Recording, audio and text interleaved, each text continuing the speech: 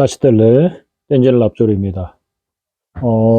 수습차제 곰님 중편 제7강을 시작하도록 하겠습니다. 수행의 단계를 자세히 기술하다. 찬란심의 허물을 보고 또한 실증을 완전히 없애야 합니다. 만일 의식이 명료하지 않거나 혼침이죠. 명료하지 않은 걸 혼침이라고 합니다. 이게 꾸벅꾸벅 잠을 자는 것 같은 거. 졸음에 눌려 의식이 선명하지 않아 마음이 침몰하거나, 여기서 침몰은 가라앉는다, 무겁게 가라앉는다 이런 뜻이 되겠습니다. 하거나 침몰이 의심될 때 앞에서 말한 것처럼 가장 환희 심의 대상, 그러니까 부처님의 원만한 상호 또는 광명, 밝은 빛이라고 할 수 있죠. 환희의 대상을 이제 예를 들어서 부처님의 원만한 상호나 이렇게 광명, 밝은 빛 이런 거를 하게 되면 등을 떠올려 속히 혼침을 제거해야 하며 또한 대상인 진여의 의식을 견고하게 집중해야 합니다. 어느 한순간 과거에 즐거웠던 일이나 행복했던 기억 같은 것으로 마음이 들뜨거나 산란해지는 의심이 들면 그때는 앞에서와 같이 모든 것은 변한다는 무상함을 떠올려 산만함을 가라앉히고 그런 다음 진여에 힘들지 않게 머물 수 있도록 노력해야 합니다. 이 도거와 산란, 도거는 어떠한 대상에 끄달려서 계속해서 생각에 꼬리에 꼬리를 물어서 일어나는 것이고요. 산란은 훨씬 더 광범위한 마음이 산란해져 가지고 도거도 산란 속에 들어갑니다. 그래서 이러한 산란심이 일어났을 때는, 또는 도거, 어떤 대상의 마음이 끄달렸을 때에는 그 대상 또한, 애착하는 그 대상 또한 무상함을 관해서 그 산란심 또는 도거를 가라앉히라고 하는 겁니다. 그리하여 혼침이나 도거가 사라져 마음이 선정 상태에 머문다면 그때는 마음 상태를 그대로 두고 일부러 노력을 하지 않는 평등함이 되게 해야 합니다. 평등함. 티벳 말로 땅룸이라고 합니다. 그냥 아무 자기도 하지 않고 그대로 있는 것이 아니라 이러한 고찰, 어떤 현상이나 사물에 대한 완전한 고찰이 다 이루어져서 더 이상 분석할 상태가, 분석의 끝이 났을 때 자연스럽게 평등, 땅염 상태가 되는 걸 얘기하는 겁니다.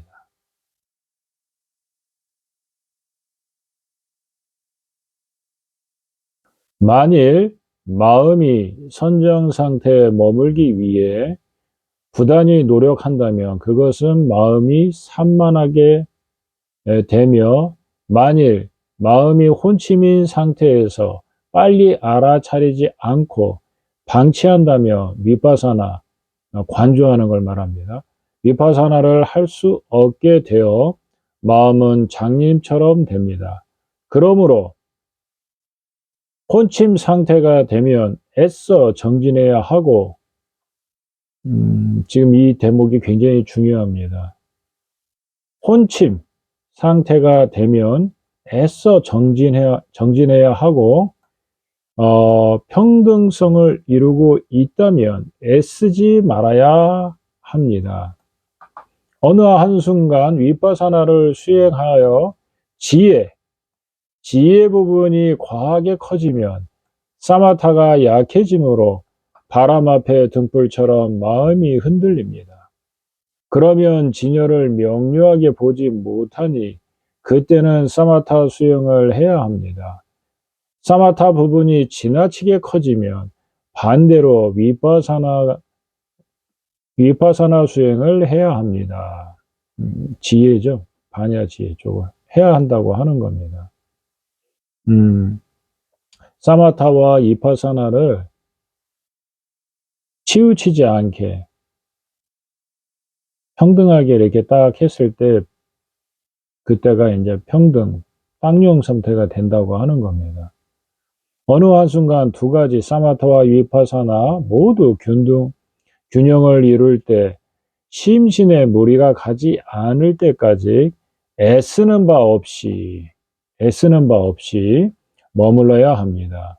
몸 등이 불편함이 느껴지면 그때마다 모든 세상이 환영, 신기루, 꿈, 물에 비친 달, 그림자 같은 것이라고 생각하고 중생들은 이 같은 심오한 법을 완전히 이해하지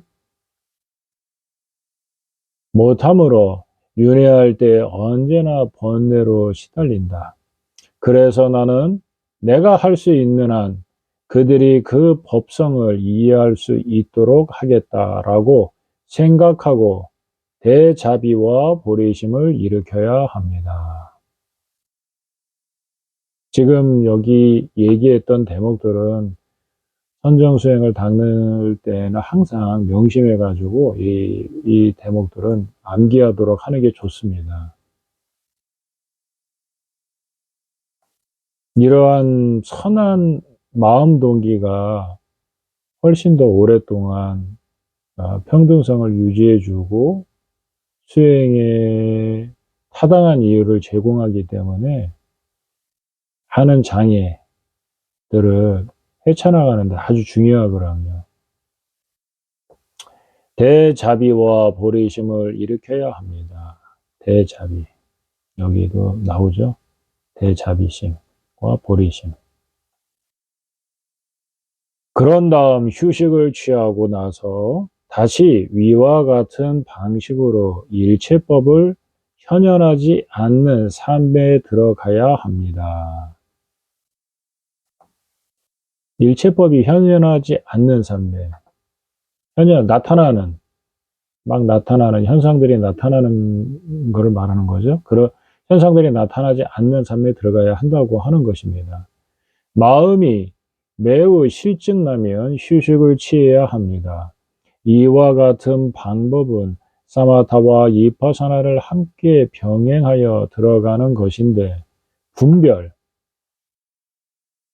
분별과 무분별로 나누죠. 분별이라는 것은 상대적인 관점이고 무분별은 궁극적 관점.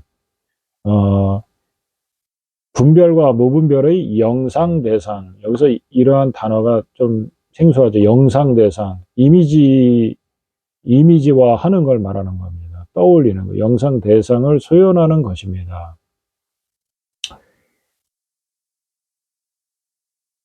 요가 수행자는 이 순서대로 1시간이나 밤중 수행 시간의 절반, 한 번의 수행 시간에 원하는 만큼 진열을 수행하도록 합니다. 이는 승의, 진리란 뜻이죠. 진제 쪽을 다른 말로 또 승의라고도 합니다. 승의로서 분석하는 산매로 성능가경에 설명하고 있습니다. 그런 다음 원한다면 산매로부터 깨어나 가부좌를 풀기 전에 이러한 모든 법은 진실한 도리, 그러니까 숭의에서 무자성일지라도 세속에 존재하는 것이다. 그렇지 않다면 행위와 행위의 결과 등이 어떻게 존재할 수 있겠는가? 세종께서는 사물은 세간의 통속적인 진리 차원, 속죄죠.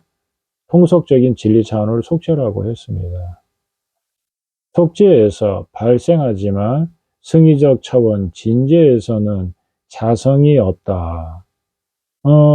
속죄를 무시하는 행동을 하면 안 돼. 그러니까 진제를 수행한다고 해서 속죄를 무시하는 행위는 양변에 단변에 빠지는 것이고 인과를 부정하는 것입니다. 그래서 항상 속죄와 진제가 이렇게 진제가 같이 가야 되는 겁니다. 그래서 자성이 없다라고 말씀하셨습니다. 어리석은 중생은 자성이 없는 사물이 자성이 있는 사물로 존재한다고 바꿔 전도된 인식을 갖고 있어서 오랫동안 윤회의 수레받기 위해서 떠들고 있으니 나는 어떻게든 중생을 깨닫게 하기 위해 복덕과 지혜의 자량을 쌓아 복덕과 지혜의 자량을 쌓아 일체종지는 한순간에 모든 것을 다 꿰뚫고 알아차리는 지혜를 말하는 겁니다. 일체종지를 완성하리라. 그리고 나서 중생들이 일체종지 경지를 성취하도록 하여 그들이 법성을 통달케 하리라 라고 생각한 다음 천천히 가부좌를 풀고 나서 시방에 머무시는 모든 부처님과 보살님들께 절을 드리고 그분들께 공양과 찬탄을 한 다음 보현보살 행원찬 같은 관대한 기도를 합니다. 회양하는 지금 보현보살 그 칠치 공양 작법 뭐 이런 것들이 다 해당될 겁니다. 그래서 법이 원만하게 마무리될 수 있도록 하는 지금 가르침입니다. 그 다음 공성과 대자비의 핵심을 지니고 보시를 비롯한 복덕과 지혜의 성근, 공덕, 자량 모두를 성취하도록 정진해야 합니다. 그렇게 되면 그러한 선정으로 모든 것 가운데 최상인 공성을 확실하게 성취한 것입니다. 네. 반야의 지혜, 네. 반야의 지혜를 얘기하고 있습니다. 성보정경에서는 이와 같이 자세히 설명하고 있습니다. 자해의 갑옷을 입고 대비심의 경지에 머물면서 모든 것 가운데 최상인 공성을 확실하게 성취하도록 하는 삼매를 행하라. 다시 한번 읽겠습니다. 좀 되게 중요한 내용이니까. 자해의 갑옷을 입고 대자비심의 경지에 머물면서 모든 것 가운데 최상의 공성을 확실하게 성취하도록 하는 삼매를 행하라. 대자비심. 이타의 대자비심을 일으키는 만큼 이기심은 존재하지 않겠죠. 그 바탕에서 공성을 깨닫는 것은 그렇게 어려운 일이 아니라고 생각됩니다. 이기심이 있는 만큼은 아집이 존재하기 때문에 그만큼 공성을 깨우치기가 매우 어렵습니다. 대비심은 또 색즉시공에 색에 대비되는 부분이 좀 있습니다. 대비심은. 그래서 이타의 대비심을 일으킨다는 것은 되게 대비심을 일으켜서 공성을 깨닫는다는 것은 굉장히 희유한 가르침이거든요. 그냥이 아니라 세상에 부처가 태어나는 것만큼 굉장히 희유한 가르침입니다. 공성을 많은 이들이 수행을 깨닫기 위해서 정진하시지만 대비심이 선행되지 않은 상태에서 공성을 깨우친다는 것은 결코 쉽지 않거든요.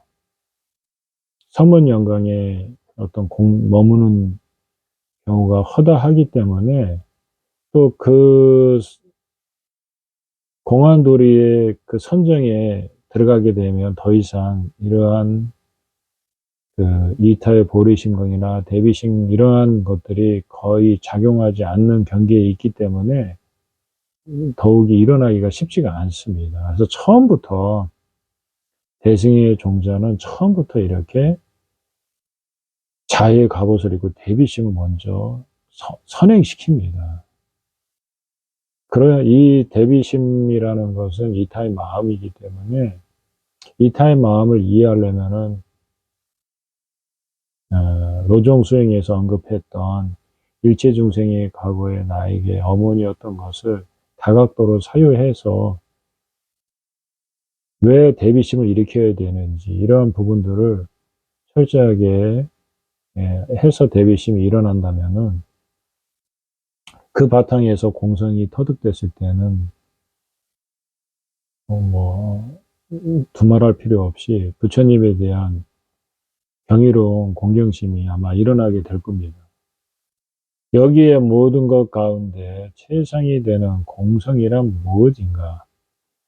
보시와 멀어지지 않는 것, 지게를 여의지 않는 것, 인욕과 떨어지지 않는 것, 정진과 멀어지지 않는 것, 선정을 여의지 않는 것, 반야와 멀어지지 않는 것, 방편을 여의지 않는 것이라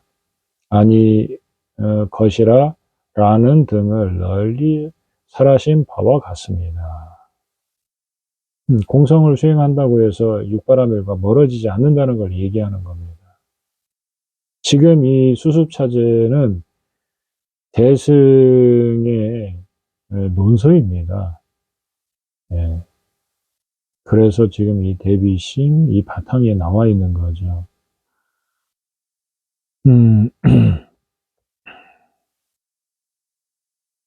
널리 설하신 바와 같습니다. 보살은 모든 중생을 성숙시키고 국토와 육신과 많은 주의 권속 등을 원망구족하게 하는 방편인 보시 같은 선업에 반드시 의지해야 합니다.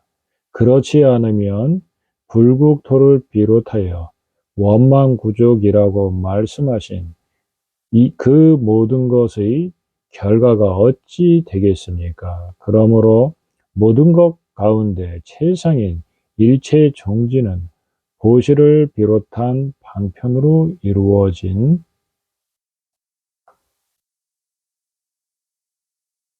것입니다.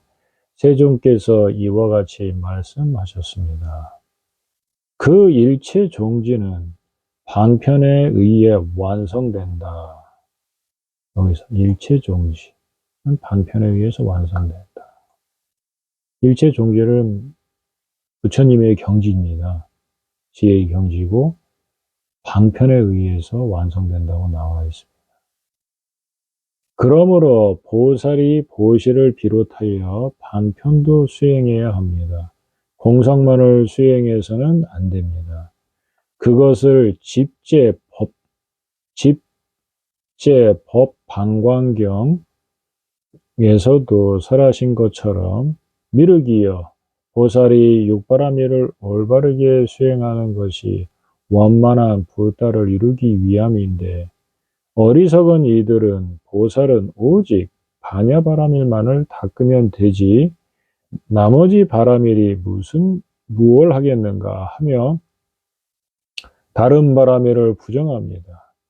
미륵이여 내가 까시카국 왕이었을 때 비둘기를 위해서 내 살과 피를 베풀었는데 그것은 반야를 구한 것인가?